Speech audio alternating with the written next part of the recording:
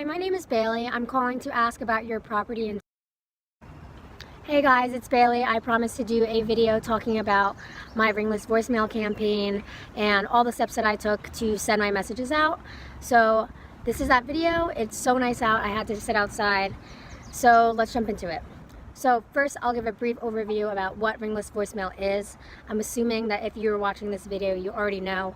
But basically, it is a system that you can record a message of yourself and you will enter a list of phone numbers that you want to send this voicemail to, and it'll skip right over the ringing part and send the voicemail straight to the inbox of that phone automatically, and you don't have to sit there and ring, leave a voicemail, ring, leave a voicemail, or talk to people one-on-one right away.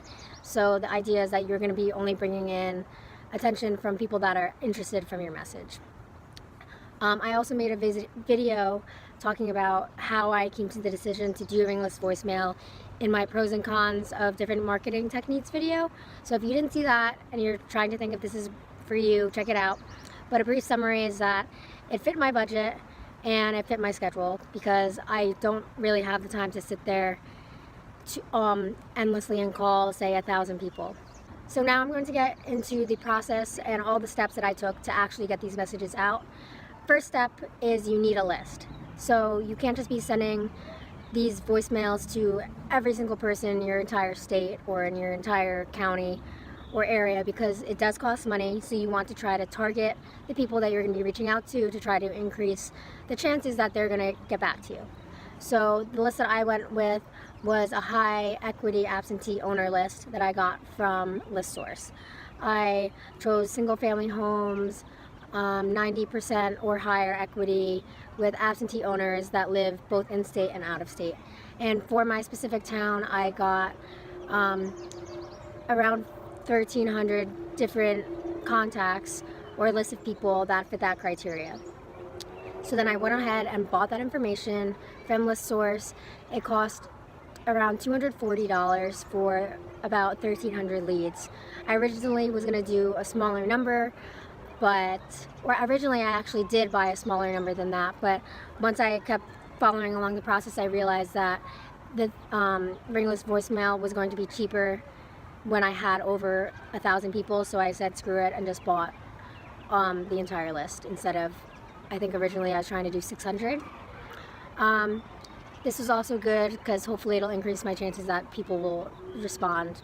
So the next step, you need to skip trace to find the phone numbers of these people because ListSource gives you a bunch of different information. It gives you the names of the people that own the property, where the property address, their current mailing address, because if you remember absentee owner, they don't live in that property, and maybe different information like exactly how much they own the house, stuff like that. So you need to be able to skip trace or find the phone numbers and contact information of these people. I did a lot of research trying to figure out which company is going to be the most accurate because sometimes the numbers that come back aren't the correct numbers for the people. The cheapest, because there's a million different services that offer this and they all are in the same range of anywhere from like 20 cents per call to I've seen I think like 35 or 40.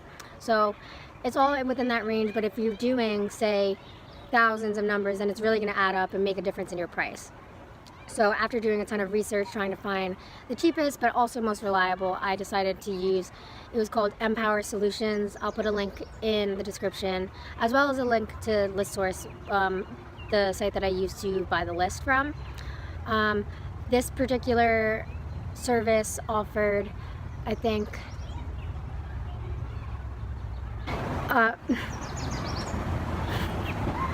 this particular service offered, I think it was 25 cents per call from if you had under 500 numbers that you wanted to leave or numbers on your list, and then if you had over 1,000, then it bumped it down to 20 cents per person. So where I was at before at that 600 mark, it just really made sense for me to bump it up further and go to get the over 1,000, the discount for that.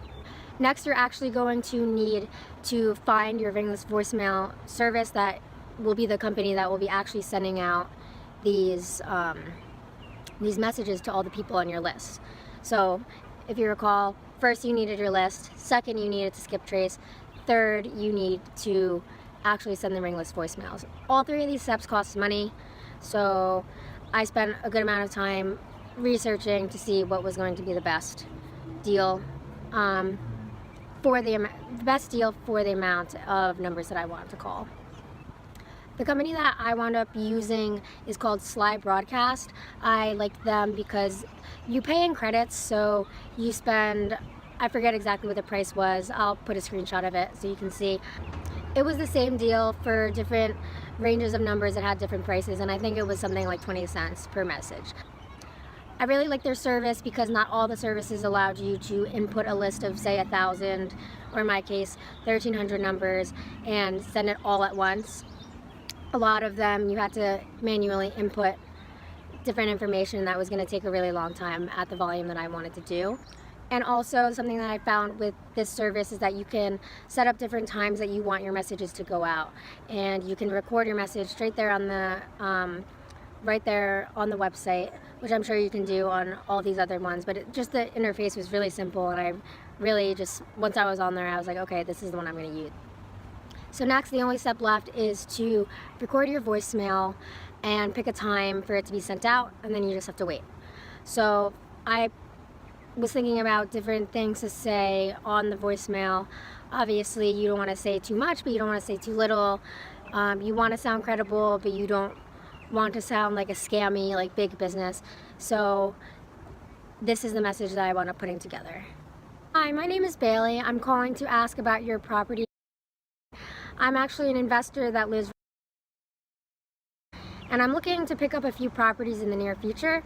I was wondering if you had any interest in selling your property, and if you were interested, this would be in all cash, and I'd be able to pay all the closing costs and close anytime that's convenient for you.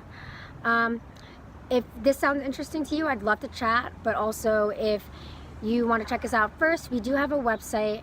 It is webuyhousesinjersey.com, and if you don't feel like chatting with us on the phone, there is an online form that you can fill out for free, no obligation. Send that back to us and we could reach out to you if we're interested in the property. If you'd like to call us, our number. Thanks, I'd love to chat with you. Goodbye.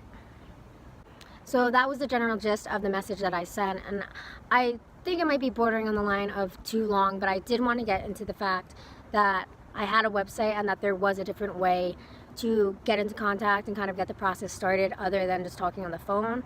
I realize that some people might find talking on the phone like a more serious interaction than if they just went online and filled out a form and we could check it over.